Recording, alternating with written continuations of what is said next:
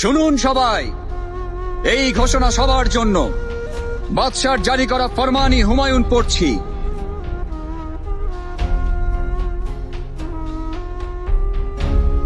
রমজানের এই পবিত্র মাসে আপনারা শুধু মুনাফার কথা না ভেবে আল্লাহ তাআলার সন্তুষ্টি অর্জনের লক্ষ্যে কাজ করুন, তার আদেশ মেনে চলার চেষ্টা করুন।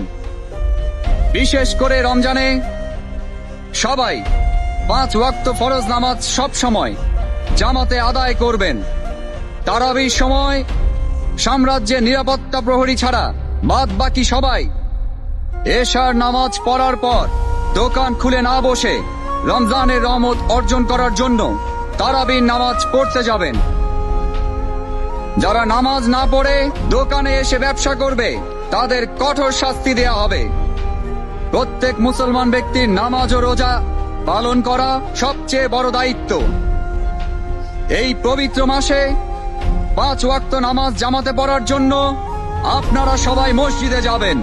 বায়াজিদ মসজিদের ময়দানে ইবাদত করতে আসা মহিলাদের আশেপাশে ঘোরাঘুরি করলে বা কোনো ক্ষতি করলে অথবা কোনো বেয়াদবি করলে কঠিন শাস্তি পেতে হবে।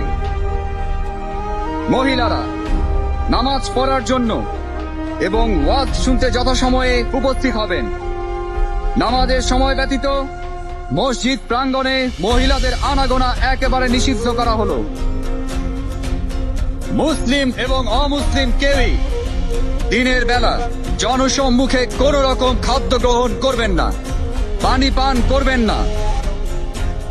রাতের বেলা বিনা প্রয়োজনে ঘোরাঘুরি করা একেবারে নিষেধ। মহল্লাবাসী, ব্যবসায়ী এবং বাকি সবাই নিজেদের দোকান এবং বাড়ির আঙিনা সব সময় পরিচ্ছন্ন রাখবেন।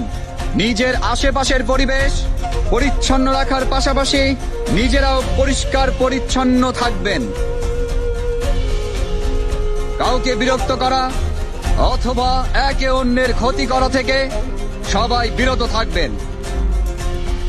যদি কেউ মহান আল্লাহ তাআলার আদেশ বিরোধী কাজ করেন, বাদশার জারিকৃত ফরমানের সত্ত্বেও কোনো অবৈধ কাজ করেন, তাকে যথোচিত শাস্তি দেয়া হবে।